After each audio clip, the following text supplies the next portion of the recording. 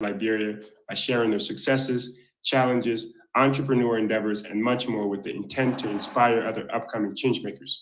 The 1847 show also promotes the Liberian culture by creating a space for individuals to learn the history of our nation, to find solutions to problems that affect our country today.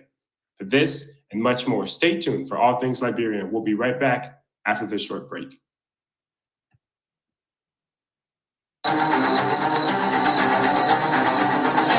Hello, my name is Grace Choma Baba, founder of Destiny Currency Organization and owner at Janice Sweets. You are watching the 1847 show. The 1847 show celebrates you, me, and all things like you. Follow the 1847 show on Facebook, Twitter, Instagram, and YouTube. The 1847 show, all things like you.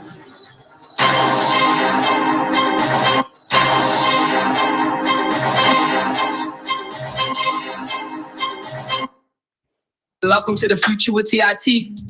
Learn with us, grow with us. We say, connect. Build, develop, and impact with a CIT.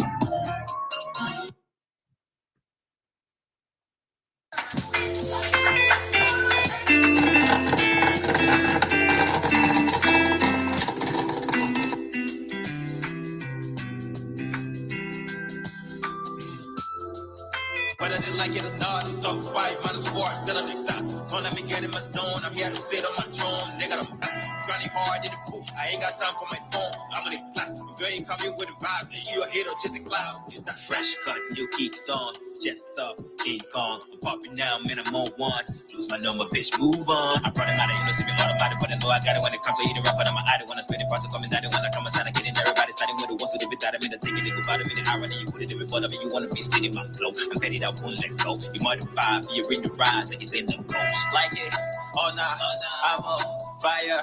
My flow, fire. My swag, fire.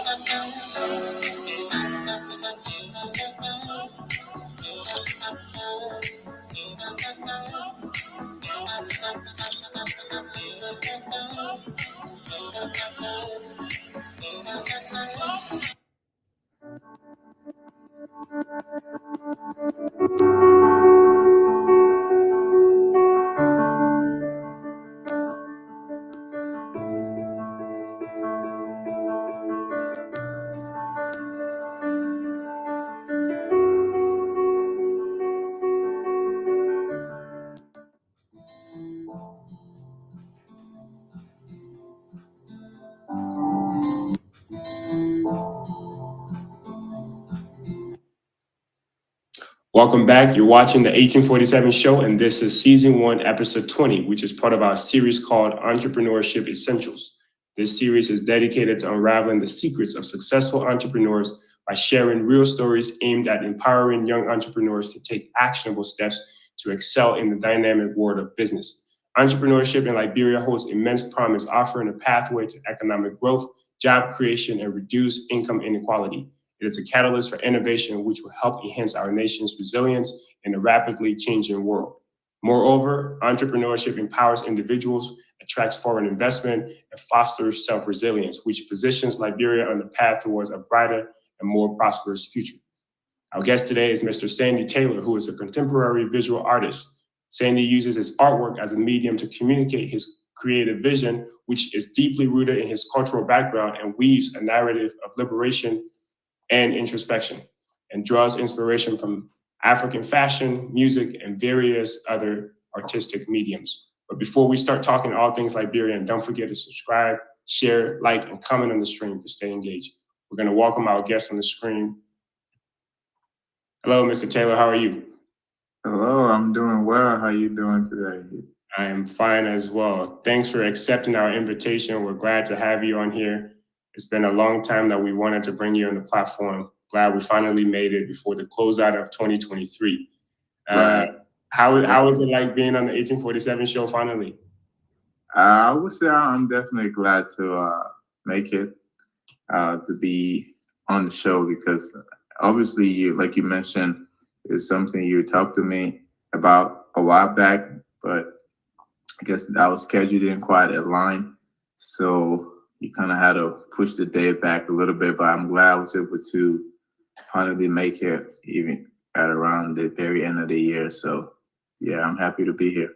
Awesome. And thanks for accepting our invitation as well. It's an honor to share your story, your perseverance throughout the year. I've known you as a friend and as a fellow coworker of Project Change, and seeing you persevere and seeing the success that has led to is an honor to share that story. And again, on this platform, we're trying to use your story to encourage other change makers as well to keep persevering in the hopes, with the hopes that we can help use those energy to help make Liberia a better place. So for those who don't know you, Mr. Taylor, how do you describe yourself?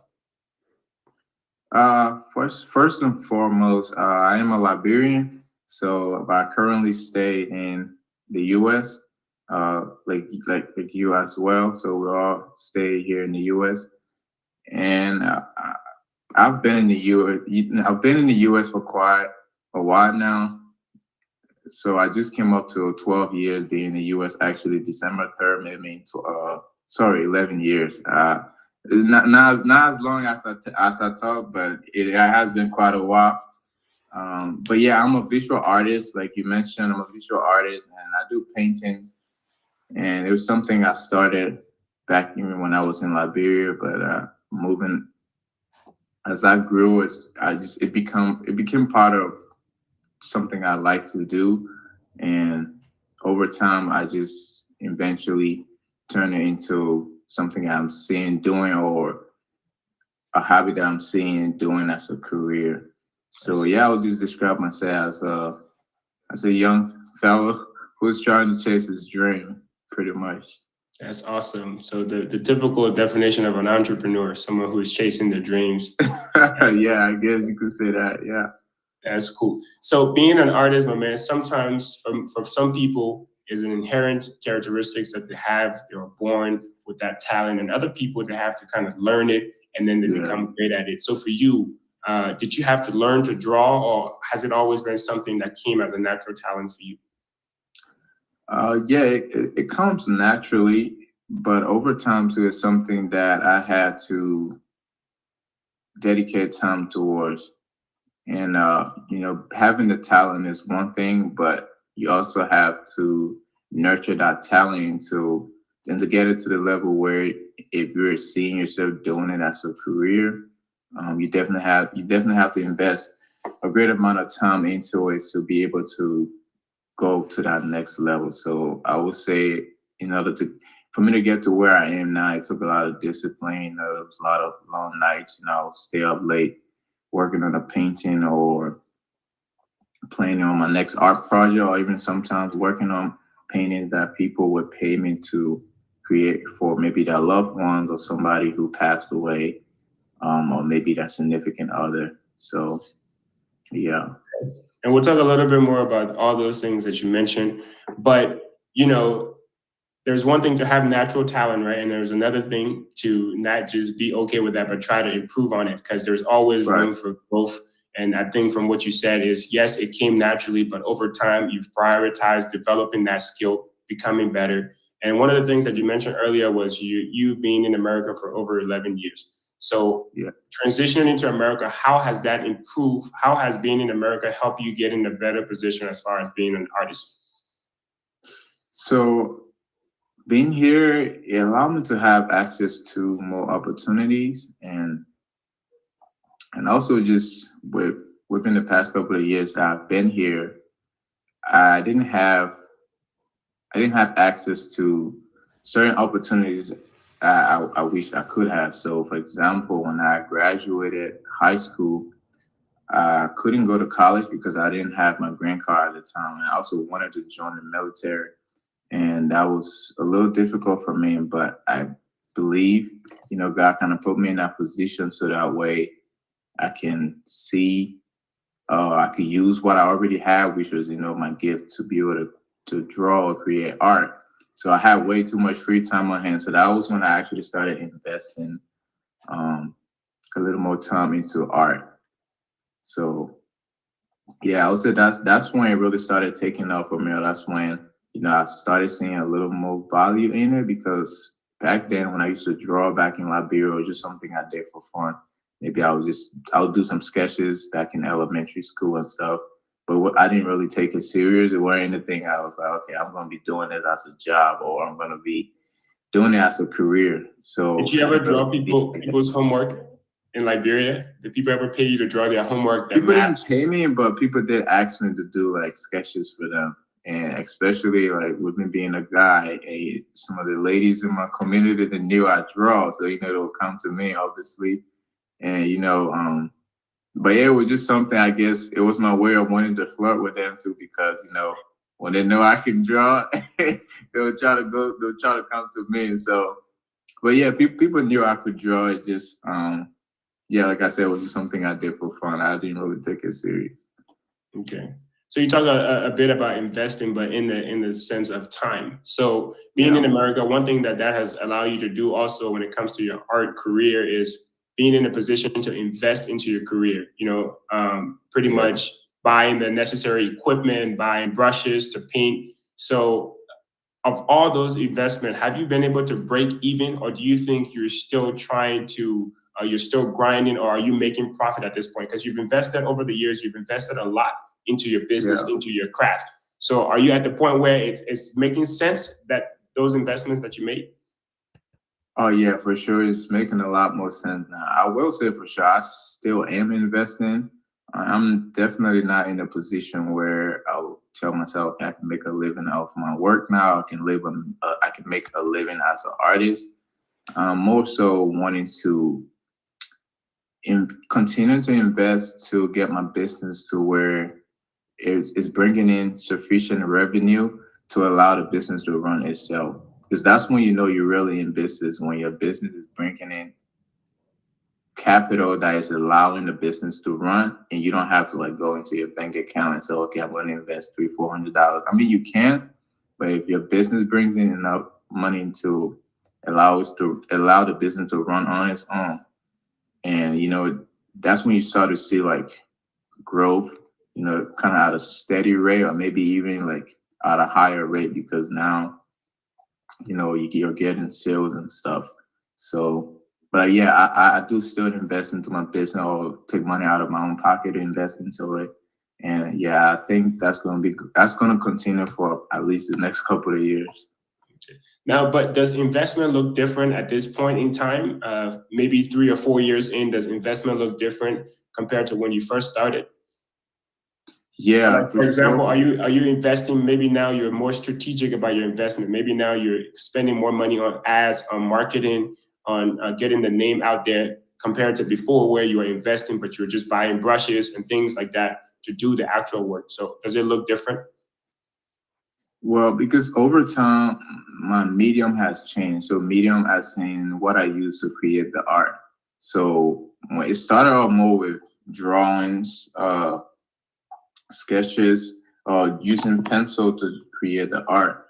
And then I got into digital art. So digital art, I use the Apple Pencil and I use the iPad. And I could also use like a typical computer to create digital art or whatnot. But as far as the tools that I'm using, so it just depends on the type of work I'm creating. I've also started experimenting with oil paintings. I wouldn't necessarily say experimenting, but it's just more so just kind of extending the mediums I'm using to create art, or the materials I'm using. So it just depends on the projects that I'm working on. But yeah, I will say now I invest a little bit more into the tools that I'm using to create art. I mean, I hope that answered your question. Yeah, to an extent, but I'll fall back on a little bit on the original question, which was based on the investments that you've made. Have you been able to break even, make some profit, or maybe you're still grinding? You feel like you got to invest the next few years to still grind to get you to that point where you're breaking even, where maybe you might not be making profits, but whatever you're putting in, you're getting it out, and you're coming out to maybe net zero. Yeah, I'm definitely not coming up to net zero, because if I'm really trying to, I just look at it this way. Whatever money, let's say the business made $5,000 this year. I'm pretty much investing all that back into the business, whether that's like applying for new art shows, because that was what I did the most this year. That brought in revenue from my business. I went to art shows, and that allowed me to sell artworks. And in other ways, I make money to the business is by people paying me to do work for them. So if they want me to do like a custom painting, I was charging a certain amount, and then whatever money I make from that, I just invest that back into the business, whether that's like buying newer art. And also, just to be clear, as far as when I mentioned digital art, because I do the art on the iPad, it's a digital file. It's not a physical thing that you can hold. So it's similar to you taking a picture on your phone, and the picture you have is a digital file that you can send that to anybody. But if that person wants to have a physical copy of the picture you took on your phone, they have to print it out. So those are the areas where I have to invest money, as far as ordering like a physical copy of the artwork, so that could be printed out on a print, or it could also be printed out on a canvas. So mostly pretty much just wall decor. It could be printed out on different types of materials that you could use to put on your wall. So yeah, I'm definitely not breaking even, because every time the business makes money, I'm investing it into the business as well. And that's also because it goes back to what I said earlier. I'm not using the business as a means of making a living now, since I have a job outside of the work I do as an artist. And I'm just pretty much trying to get the business to grow. So the most simple terms I can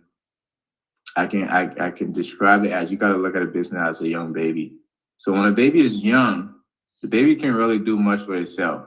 It's like you gotta nurture that baby and continue to like buy baby diapers or whatnot. But once your child grow up to a level or age where they can work and make their own money, so it's like now that child starts taking care of themselves. So that's kind of like how you have to look at it.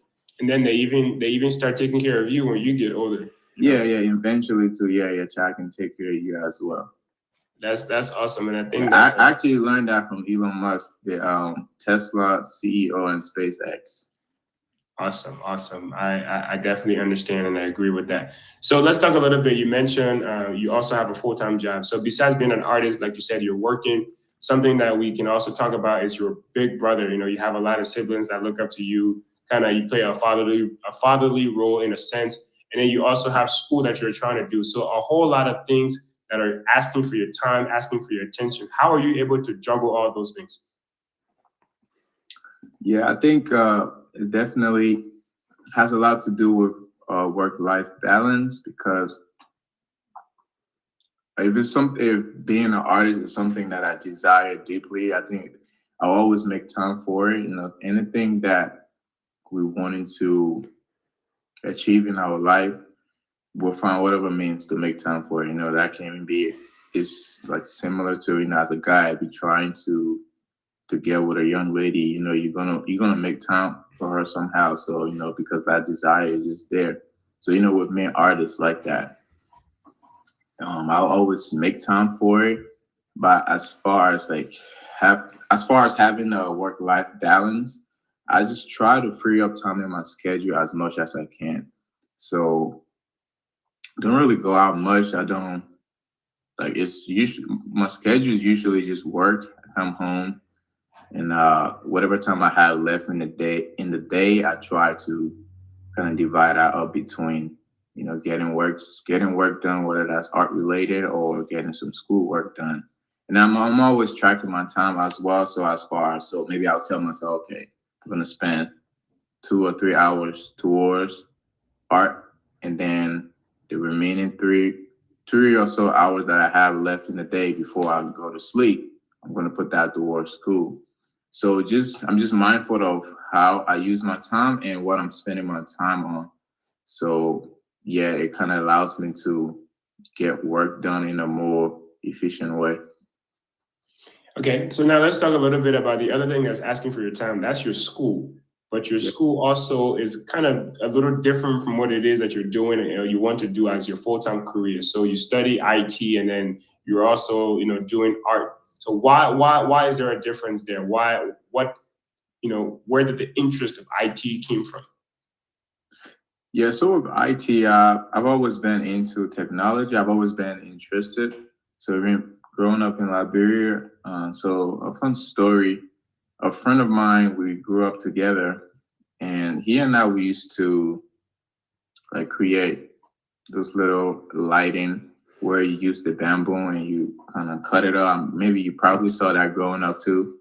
And then you open up the spacing within the bamboo. You pretty much cut it up and you use battery and wires and lighting. So usually it's a science project. So that's where I guess I started learning it from, where they're teaching about electricity and positive and negative pull and all that. So my friend and I we actually it was something we used to just do for fun growing up. So fast forward now, maybe those things we're doing back then we thought it was just fun, or which it was fun, but I feel like in a way we're kind of planting a seed in us that as we grew and as we got older, you realize it's something that we're interested in. So right now he works for LEC in Liberia. So he's one of the guys who going up the light pole and fixing the light.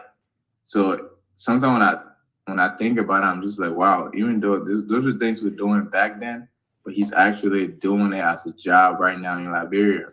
And I'm over here pursuing IT. But yeah, to go back to your question, I've always been interested in technology. Technology and art had a lot. They have a lot in common.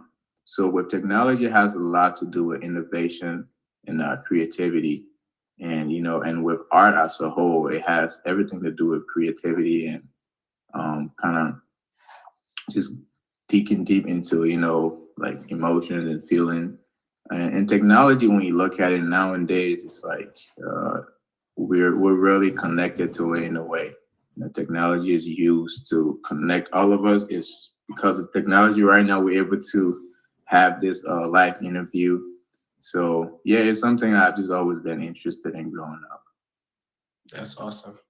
And then good on you too to not only have that interest, but to try to turn it into a professional career as well and be a candidate for it. So I know you've been in school now and you've been consistent. So keep going and hopefully it will lead to something fruitful for you. But excellent. Now let's talk a little bit about just your brand, the Sandy Arts and Merchandise.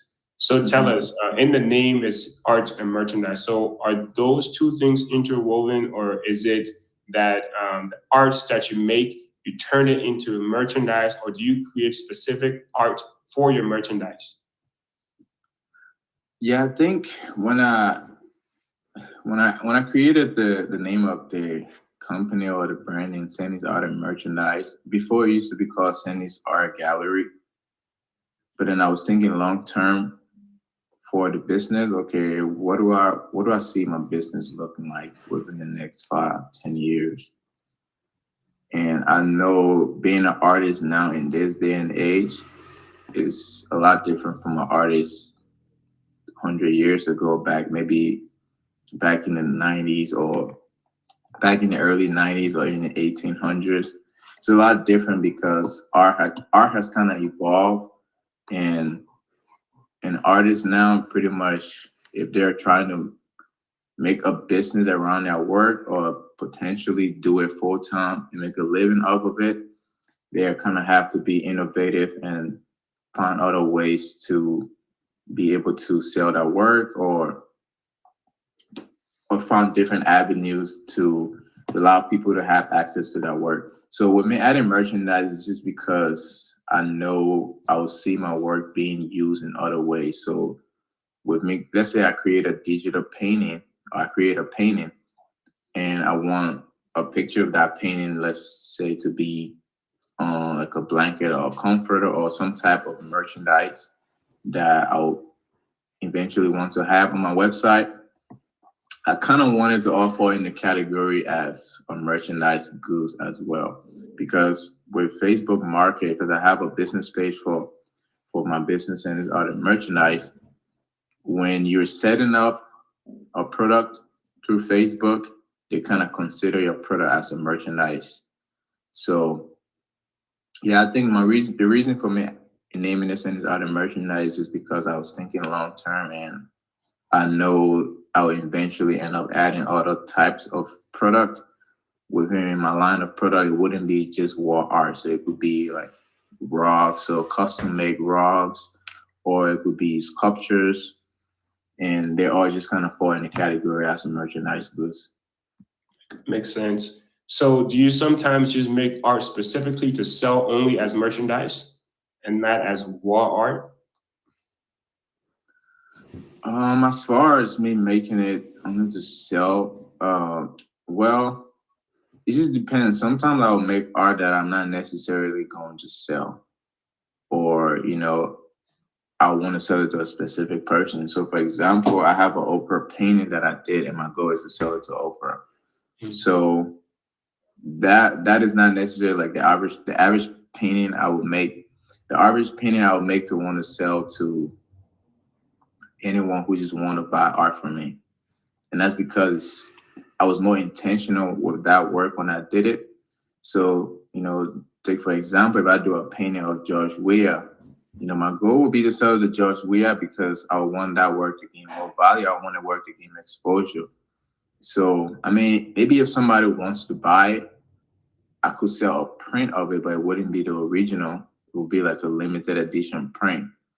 So, yeah, there are some work that are a lot more exclusive that I wouldn't just sell because, I want to make money from it. So with the Oprah painting, I've taken it to 2 art shows, and people did ask me if it was for sale, and I told them, no, it's not for sale. It's just for exposure for people to see the work. Got it. But yeah, eventually with some of my work, I wanted to end up in a museum where it's just on display, because also as the artists grow, the one that work to become a little more valuable, or the one that work to be seen by more people. So yeah, there will be some work I have that I probably wouldn't be selling. Got you. So for now, you do both work for commission, and then you also do work where you create your own art and then you sell it. So what is the most expensive art to date that you've done, either for commission or for just you created and then someone bought it? If you want to disclose that information, just the most expensive item. As far as price wise, I mean, I've done commissions that have been in the hundreds of dollars. I don't think I've done a commission for anyone that I charge over $1,000 or so. And as far as commission and work that I sell, maybe I would say the Oprah painting, if I were to sell it, will be the highest price painting that I'm going to sell. And that's just because it cost me a lot of money to make it. Like just making the art alone had cost me almost $600, because it's a big art. It's a big painting. I don't know if you're getting a chance to see it. So yeah, so I pretty much created the art using 3 materials. So I use a canvas. Well, more than 3 materials now. I use a canvas. I use oil painting, and usually with oil painting, they're better quality compared to me doing digital and then it just printed out on a regular canvas. So oil painting lasts really long. So take for example the Mona Lisa painting in France, I believe. I don't know. I think they have it in the gallery in France. So the Mona Lisa painting is a very old painting, but it has still maintained a value over hundreds of years now. I don't really remember exactly what year it was created, but I know it was created just sometimes in the 1800s. And yeah, so artists sometimes use certain type of materials because they're the one that work to last longer, and it also give the work certain type of value. Or in essence, now it makes it either a little more expensive than what they usually create. So yeah, the Oprah painting would probably be my most expensive painting if I were to put it up for sale. Okay. So for ones that you've sold, would you mind sharing that as well? The ones that you've sold, what is the highest item, the price items that you've sold to date? We're just I trying to mean, get. it goes back to what I said earlier. As Mhm. far as me selling, the price could range anywhere between 150 to like over $200. But at the most I've gotten paid for it was actually a drawing, was a commission piece. So I make more money on doing work for people, so people pay me to create an art for them, than I've made selling like copies of my work or original paintings. I do have original paintings up for sale. I have a painting that is going for $7,800, but that painting haven't been sold yet. So maybe if that once that painting gets sold, that would be the highest price painting that maybe I would say I have sold to date. But I still have it. I probably need to update it on my website because I'm currently working on transferring my website to a new platform. So once I have that ready, then I will upload some of my original paintings up for sale. And you might ask why would I price it that high? And that's because with original paintings that I don't have copies of, and also it depends the size of the work. So it's a bigger painting too. And yeah, that's the reason why I would price some of them high, because the time it took me to create it, the exclusivity of the work, and just the material I use to create the work as well. So that's pretty much how artists price that work sometimes. Got it. So it's an oil-based paint as well, oil-based? Yeah, it's an oil-based painting. Makes sense. Makes sense. Awesome. So now I want to show your Oprah painting that we're talking about so people can have an idea. It's going to be on the screen there. Yeah, so fun fact, that's not even what it looks like now. I actually have it framed. So it's framed in this like golden frame. And I have it somewhere on my Instagram. So I had an art show in Kentucky where I currently live. And I had it on display at the show. There's a video of it on an Instagram reel. Yeah, Awesome. but So how long did it take you to create this?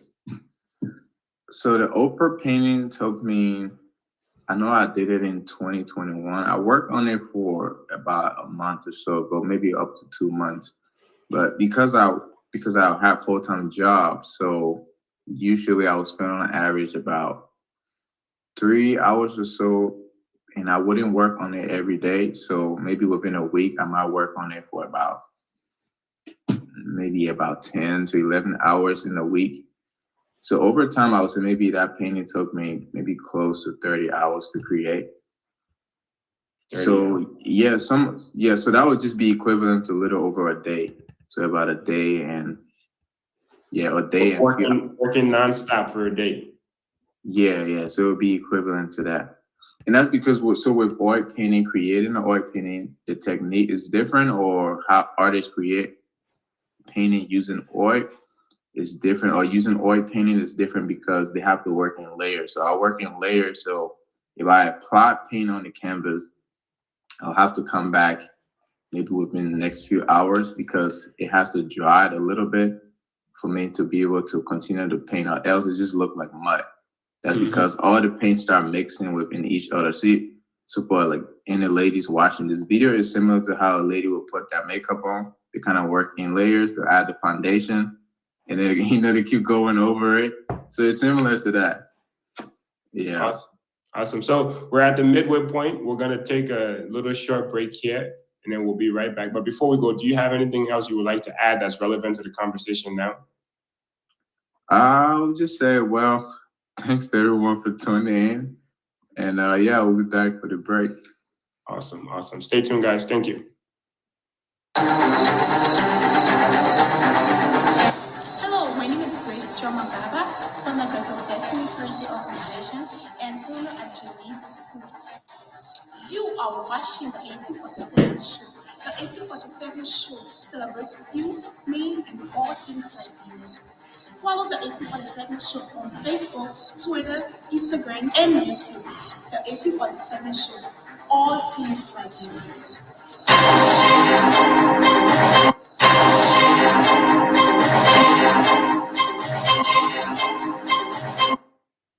Welcome to the future with TIT.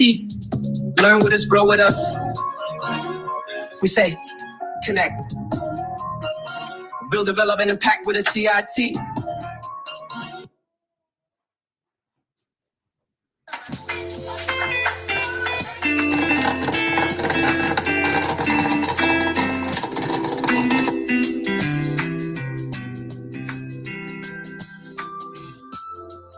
Whether they like it or not, I'm top 5 minus 4, set up the top. Don't let me get in my zone, I'm here to sit on my throne. Nigga, I'm grinding hard in the booth, I ain't got time for my phone. I'm on the clock, if you ain't coming with the vibe, then you a hero, chasing cloud. It's that fresh cut, new geeks on, just up, King Kong. I'm popping now, man, I'm on one. Lose my number, bitch, move on. I brought him out of innocent, automatic, but I know I got it when it comes to eating rap, but I'm an idol. When I spend it, parcel coming down, when I come outside, I get in everybody starting with the ones who did it, I mean, the thing is, it go about a minute, irony, you put it in, but I mean, you want to be steady, my flow. I'm petty, that won't let go. You modify, you're in the rise, like it's in the coach. Like it, oh nah, I'm on fire. My flow, fire. My swag, fire.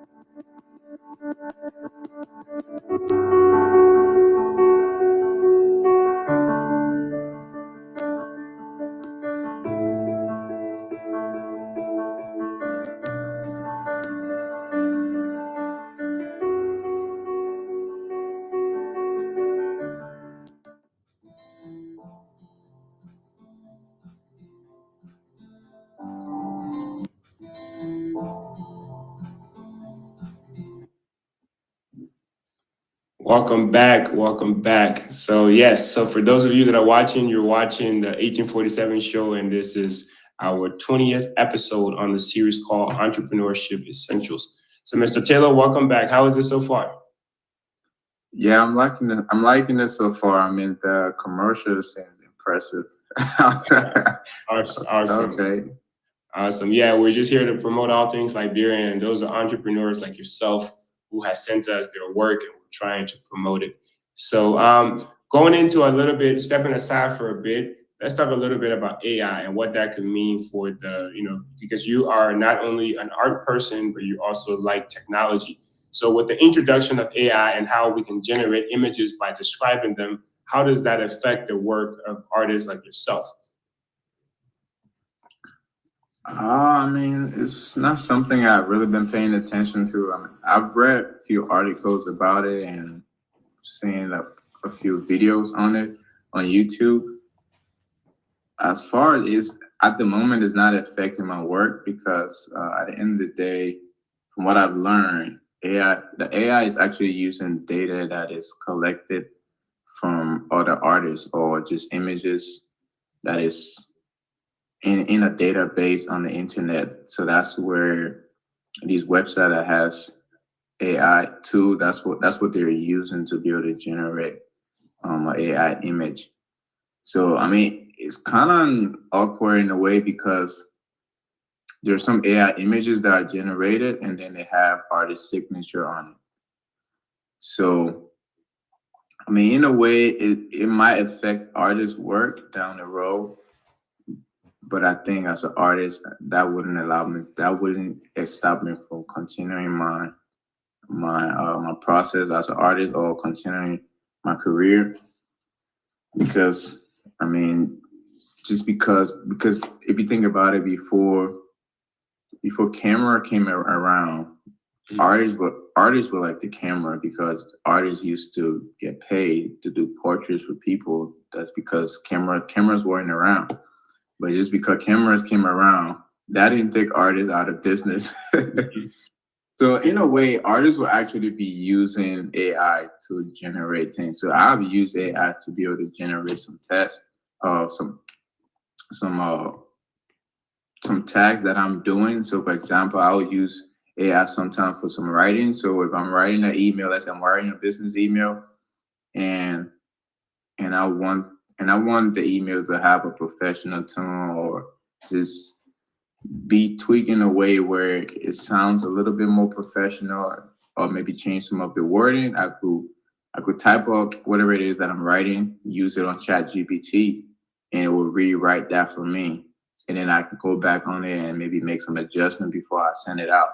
So I think eventually artists will kind of adapt to the AI too as well.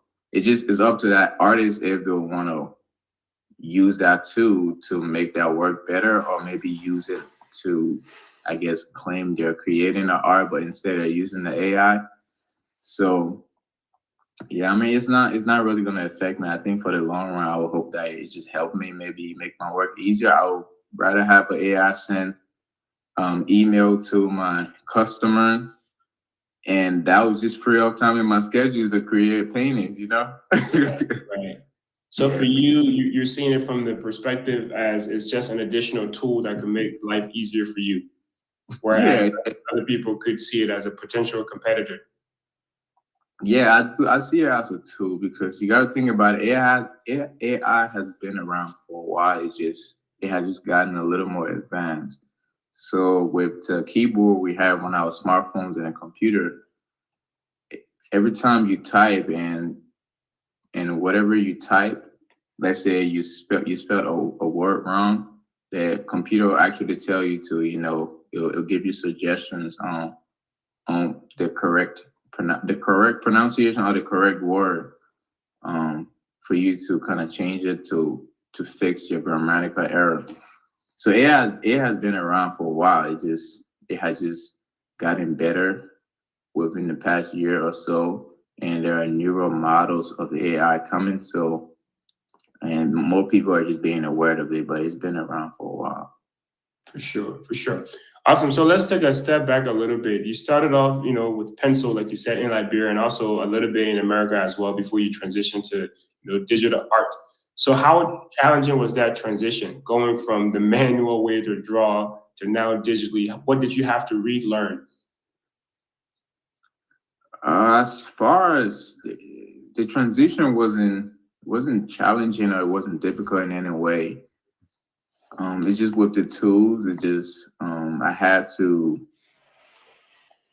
It took time for me to adjust. As far as, so with pencil, when I'm creating with pencil, I can. So it's similar to when you type in on a keyboard. When we type in, let's say in Microsoft Word, you can undo whatever it is that you type, so you can go back. So on the iPad, it's just like that. So with the tool I use, I can undo some of the brush strokes or whatever it is I've painted. So if I painted for 45 minutes straight, nonstop, there's a tool within the app that allows me to go back. So if I mess up, it allows me to go back to fix whatever it is that I messed up on. But the difference with that, if I was doing that on a piece of paper and using pencil, I'm not going to be able to go back. I mean, I could erase it and maybe end up drawing whatever it is I was drawing, draw that all over it again. But with digital, I can do that with a regular traditional drawing. I can't do it. But up to now, I still do draw using traditional pencil. So if I have a project I'm working on, if I have an idea of a painting I want to do, maybe if I'm not home, let's say I'm out and about, but I have a piece of paper. I have a paper and a pencil with me, or a pen. I could sketch out the idea, or sometimes just write it down. Sometimes usually just a phrase. I would just write it down. And when I come home, I kind of try to get that out of my head and turn it into like an actual maybe painting or something I was thinking about. So I still do use traditional drawing tools or art tools. It's just now that I'm doing digital painting allows me to work faster. And so I can pretty much take my entire tool with me. I even have my iPad right here. So that's it right here. So I can pretty much take this whole thing with me, let's say on a flight.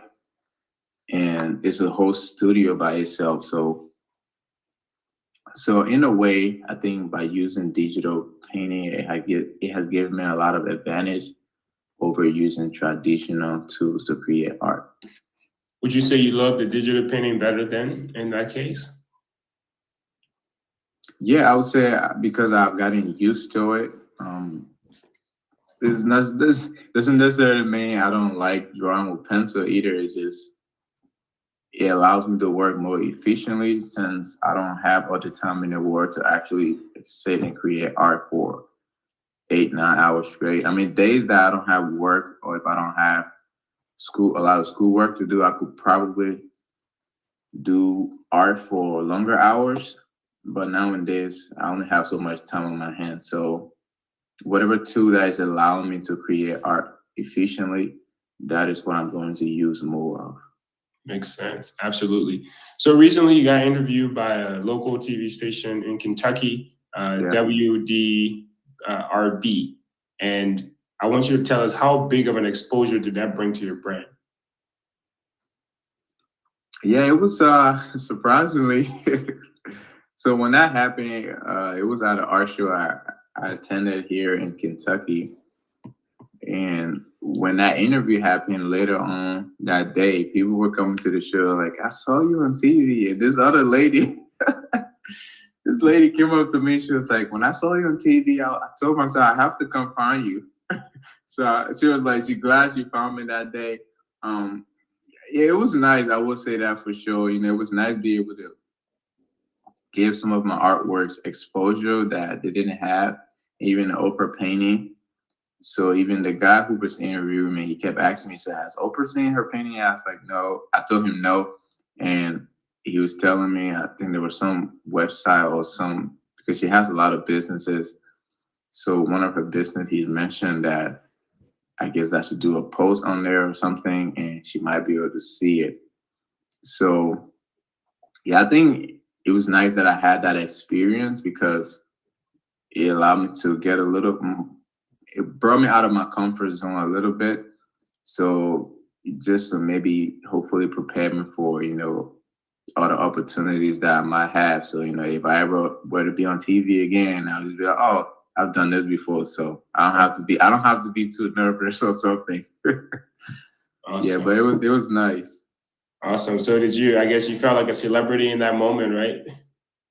Not necessarily, because I also make YouTube videos, and when I make YouTube videos, I put it out there. I don't know how many people are going to see it. So I'm already used to being in front of camera. It's just more so I never had that experience prior to that, so I didn't know how it was going to turn out. So I just went up with my best. I put my best foot forward to pretty much just show what I had to offer in a way.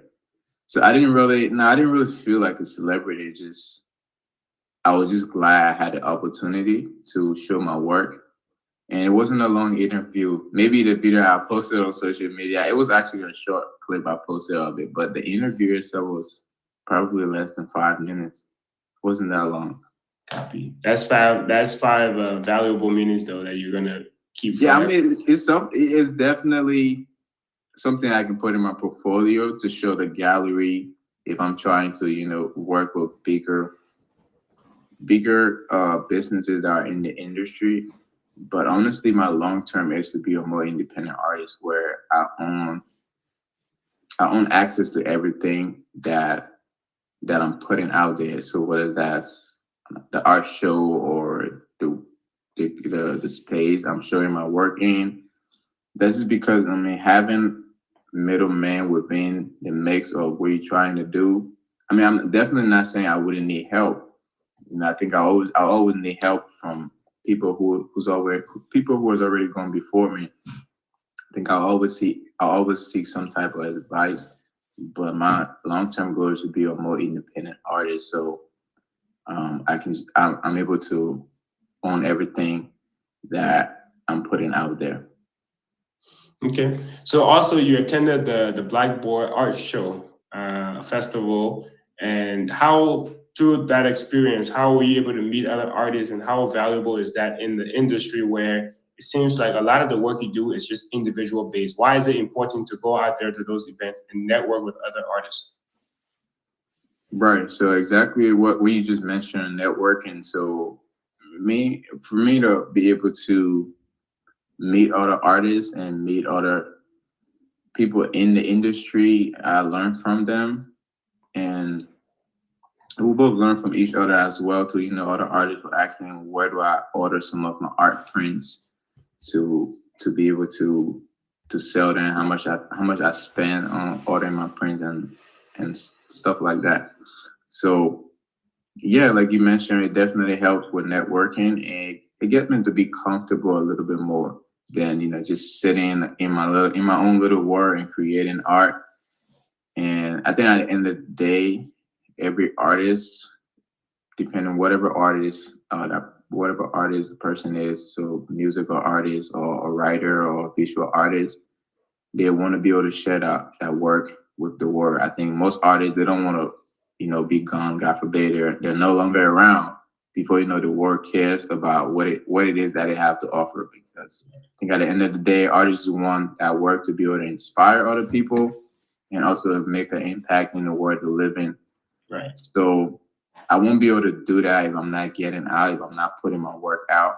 Because surprisingly, I would say this year was the year that I really saw my art, like people being inspired by the work that I do. Even though a few people follow me on social media, and maybe they'll comment on some of the work I'll post, whether that's video or a regular Instagram post. But being able for someone to purchase an art from me, and I can see the emotions on that face, they're excited. Like there was this one lady, she purchased her artwork from me at the Blackboard Art Show in Chicago back in May. And she was so excited when she was like, "This is my first like real art purchase, and I'm so happy." She chose the right person to buy it from, her, man. Yeah, so I was that really kind of melted my heart. I was like, wow, I didn't know, because some of this work I created, I didn't actually create it to sell it. So the paintings you bought, it was a painting I did back in. It was one of my earlier digital paintings. I think I actually started the painting in 2019. I finished it in 2020. But it's one of my older paintings, but it's one of my most purchased paintings too, and is one of my most liked paintings. So when I have it at an art show, people always ask me like, well, what inspired me, and they'll ask me, okay, is this your favorite painting? And I would tell them, yeah, it's probably one of my favorite too. So the work I'm talking about is titled Self Conscious. It's on my Instagram. Yeah. So we're gonna show a few of your artwork here, and then we'll allow you to give us the name of them, and then also you can talk about briefly the inspiration behind them.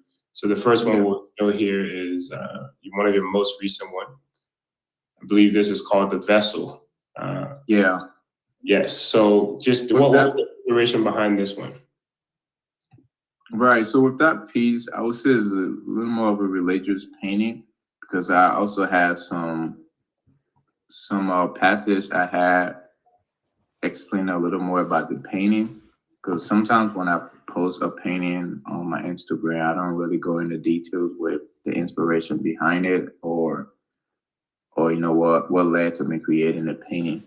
So with the painting, the subject in it, which is a male figure, that's what's representing the vessel, or that's the vessel. When I initially started working on it, I wanted to have an actual vessel, so like a shipwreck or some type of vessel. But I had a shipwreck, which was from the reference I was using to create a painting. So when you put the painting back up, there's a part right here at the very where in the silhouette, what looks like a little light. So that's pretty much like waves in the water. So like I was saying, I thought about putting a shipwreck or a ship within the waves, so it represents the vessel. But then I realized, I was like, okay, hold on, we are also a vessel as well. So And where I went into a little more detail was I mentioned the Bible about Mary being a vessel. So God used Mary as a vessel to be able to bring Jesus Christ into the world. So in essence, with us being a vessel, it just shows that we all have some type of role to play in society.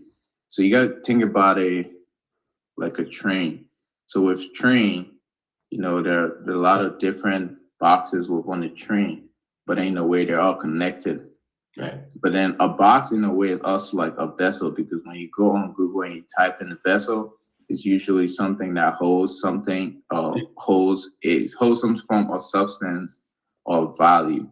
So with human beings, like, there's a reason, God brought us here, and God also used us as a vessel. So God used us to be able to reach other people or be able to deliver some type of message through us to the world. Okay. So in the world, in essence, so we're all, we're all vessels in a way, and yeah, we're in the world to kind of, I guess, help out each other, Right. because we're all doing something. For sure. That's a powerful message for sure. How about this one? Yeah, so that piece, I was pretty much experimenting with colors. Jordan 23, I believe is what it's called. Jordan 23. Yeah, it's titled Jordan 23. So I was experimenting with colors. So lately I've been into abstract painting. So for anyone who's not familiar with the term abstract, it's pretty much just shapes, something that is just made out of, I don't want to say it's not necessarily random, but it's up to the viewer to interpret it for whatever they see it to be. So artists will usually use abstract to be able to try to reveal some type of emotions or some type of mood. Because with abstract, the artist could go anywhere. I could use just colors to create abstract. I could use shape. So with the Michael Jordan painting you see there, I was playing around with colors and shapes as well. So yeah, and I wanted to give it like a pop. I wanted to give it a pop art type of vibe. So pop art is usually art that has bright colors and like shapes, bright shapes that just kind of like in your face. That's why it's called pop art, because it's just in your face. For sure. For sure. How about this one? We saw the red, white, and blue in this, and we had to include it. So tell us a little bit about the inspiration behind this one, the name of it, and then the inspiration behind it. Yeah, so that piece is titled Liberty. So I've done this thing where maybe it was only last year that I didn't do it, but for the past 2 years or so, I'll always try to do a painting that is that's kind of catered towards Liberia's Independence Day. So it's more like a July 26th special. So with that piece, so the story behind it, you won't believe I actually did that painting in maybe I would say less than 48 hours. So Independence Day this year, I believe, was on a Wednesday, right? I can't remember. Yeah. I think it was yeah, weird. It was one of those days during the week, either Tuesday or Wednesday. But I had to get the painting done before the Independence Day, and that weekend, LIB Positive had reached out to me to give me a shout out. And then I was like, oh, but there's this painting I'm working on. There's painting I want to do for the July 26th celebration, but it's not ready yet. So I want you to use that painting. So they're like, okay. So, and this is a big Instagram page. This is like one of the biggest Liberia Instagram's page. So I was like, man, if they had reached out to me and I told them I have a special painting and it's not ready yet, I'm going to be in trouble.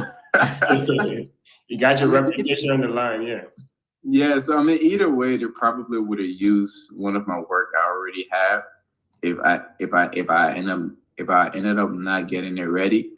But yeah, I was able to paint it within because I do it digital too. So with digital, I'm much faster. So I was able to get it ready right before the Independence Day for them to post it on Instagram. That's awesome. So we're coming pretty close to the end time here. We want to talk a little bit about, tell the audience, how they can follow your brand and how they can purchase your items. And we'll give you the floor to, to give your last message to the audience here. But just a little bit about your brand first. How can people purchase your products? Yeah, so with Sandy's Art and Merchandise, the domain for my website is sandysart.shop. So Sandy, SANDY with an S after the Y. Sandy's Art, ART.shop. So not .com, you have to use .shop. So when they use .com, they won't be able to find it. So it's .shop after the Sandy's Art. So we have it right here. If you scan this QR code, it will take you directly to the website. So if you just scan that, it will take you to the website directly, and you don't have to type it in. But go ahead. Yeah, so the link to my website is sandysart.shop. And yeah, I have some of my works on there. I don't have all of them. I do have some work that I'm working on putting up on my website soon. And yeah, I have prints there, and I have frame art as well. So yeah, that's where people can find my work. And for as far as my social media, it's Sandy the Liberian. So Sandy _ there and then _ Liberian, because Instagram wouldn't allow me to put space. So I have to use like a _. But yeah, Sandy the Liberian, and yeah, that's my Instagram handle. That's also on the screen here as well. So if you can see that, you guys can copy that. And that's on Instagram, you said, right? Yep. Yeah. Now I want to give you the floor to just speak to the audience, thinking about your young self, the young version of yourself, and looking at how far you've come. What message do you have to any maybe potential artists that are aspiring to do the work that you do? What advice would you give them? Yeah, I would definitely say just do what you're passionate about. And at the end of the day, you want to be happy creating art. You want to be happy creating art as an artist.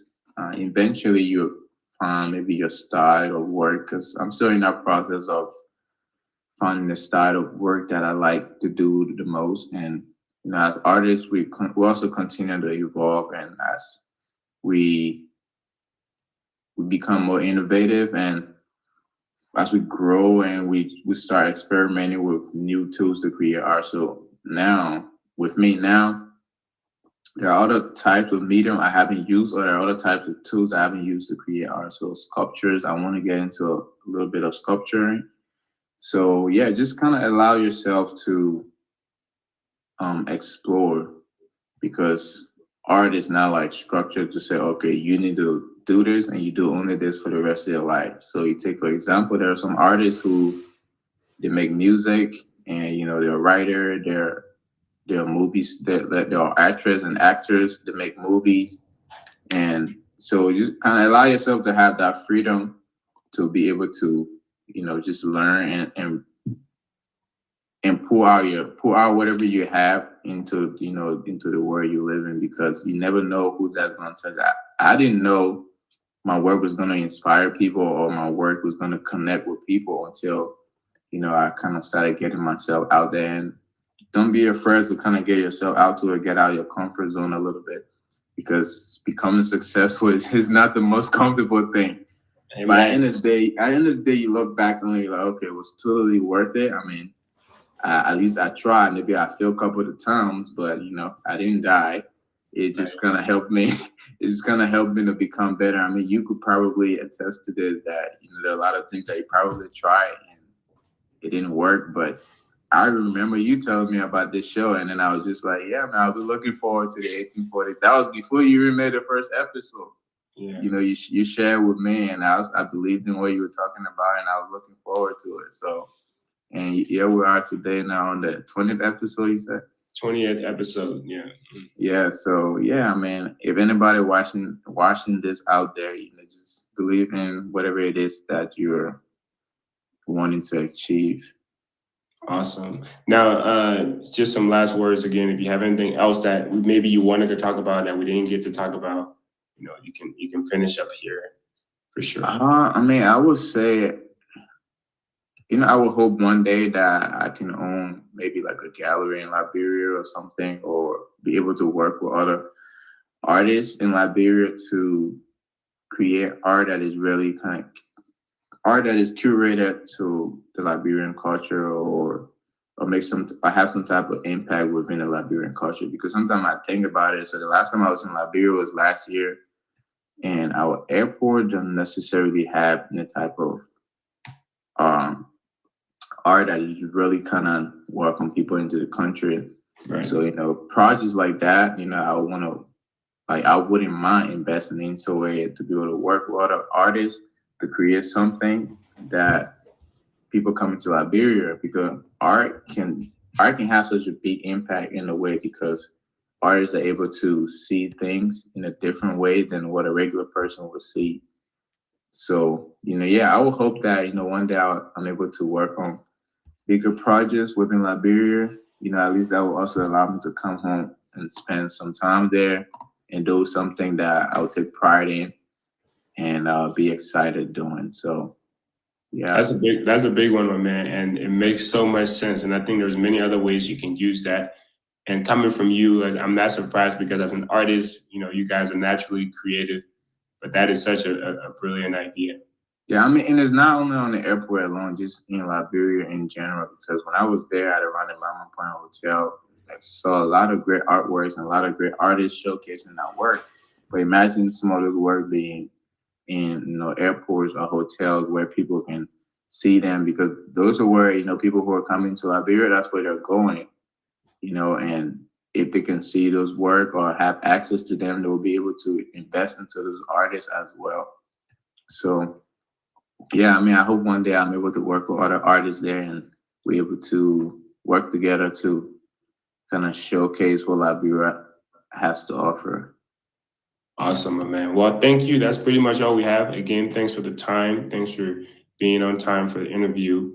And for those of you that are watching, you've been watching the 1847 show. I've been your host, Prince Larmy Jarbo, and this was season 1, episode 20, which is part of our series called Entrepreneurship Essentials. This series is dedicated to unraveling the secrets of successful entrepreneurs like the individual we just interviewed, by sharing real stories aimed at empowering other entrepreneurs. To watch upcoming episodes, please don't forget to follow the show. Until next time, God bless you, and God bless Mama Liberia.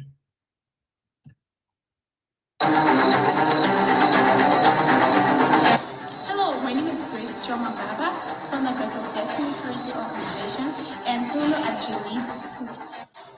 You are watching the 1847 show. The 1847 show celebrates you, me, and all things Liberian. Follow the 1847 show on Facebook, Twitter, Instagram, and YouTube. The 1847 show.